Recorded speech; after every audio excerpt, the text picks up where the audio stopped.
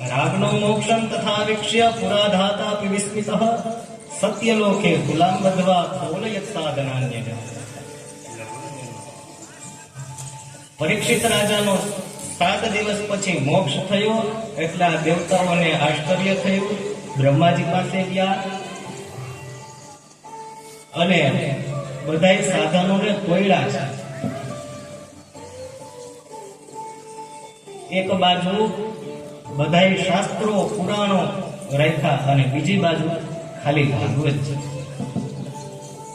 આ તોડવું એટલે શું?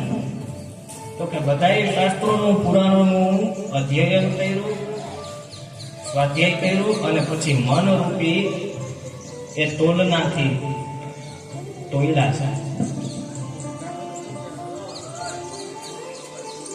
લઘુન્યન્યાનિ જાતાનિ ગૌરવેણ ઇદમ તદા ઋષિગણાઃ સર્વે વિસ્મયં પરમં યયુ.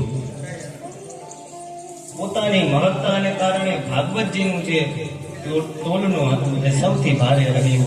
ત્યારે નક્કી કર્યું કે સપ્તાહેન શ્રુતમ ચેતત સર્વથા મુક્તિદાયકમ સનકાદ્યૈઃ પુરા પ્રોક્તમ નારદાય દયા કરે. જો સપ્તાહ વિધિથી આ ભાગવતજીની કથાનું શ્રવણ કરવામાં આવે તો નિશ્ચિંતપણે મુક્તિ પ્રદાન કરે.